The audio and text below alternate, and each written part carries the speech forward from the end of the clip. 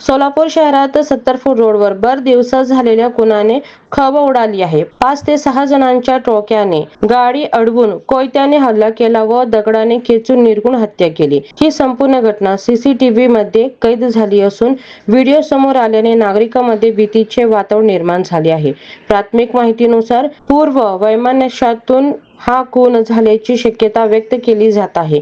पोलिसांनी काही आरोपींना ताब्यात घेतलं असून पुढील तपास सुरू आहे. सोलापूर शहरात 70 फूट रोड या भागामध्ये जेलरोड पोलीस स्टेशनच्या अंतर्गत सुरेश कृष्णा श्रीराम या युवकाचा, ज्याचं वय 35 वर्ष आहे, या युवकाचा 5-6 लोकांनी मिळून दिवसा त्याला रस्त्यात अडवून, कट रचून रस्त्यात अडवून कोयते, काट्या आणि तिथेच रोड साईड पडलेल्या मोठ्या दगडांनी ठेचून त्याचा मर्डर केल्याची घटना झालेली आहे. सदरील घटना झाल्यानंतर तात्काळ घटनास्थळी सर्व वरिष्ठ अधिकारी आणि तपासाची 8 टीम्स तिथे पोहोचलेल्या होत्या. पोलीस स्टेशन जेलरोड यांच्या टीम आणि क्राईम ब्रांचच्या स्पेशल टीम आम्ही आरोपींसाठी रवाना केलेल्या होत्या. साधारण 1 तासाच्या आत 6 पैकी 5 आरोपी आपण अटक केलेले आहेत. 6व्या आरोपीसाठी टीम रवाना झालेली आहेत. तो पण लवकरच मिळेल. काय नेमका वाद होता, काही पार्श्वभूमी कळली? बरोबर. मयत आणि आरोपी यांच्यामध्ये इनिशियली वराह पालनावरून 2017 पासून काही वाद होते.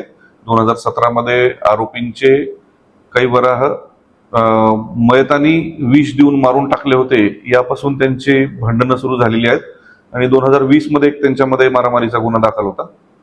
त्यानंतर त्यांच्यामध्ये आपसात कुठला वाद नव्हता, परंतु यावेळेस म्हणजे आज त्यांनी संबंधित मयतास या जुन्या वादाच्या आणि भांडणाच्या कारणावरून मारून टाकल्याचं प्रथमदर्शनी निदर्शनास येते तपासामध्ये. काही पार्श्वभूमी समजली का? मयताच्या वरती काही गुन्हे दाखल असल्याची माहिती मिळते?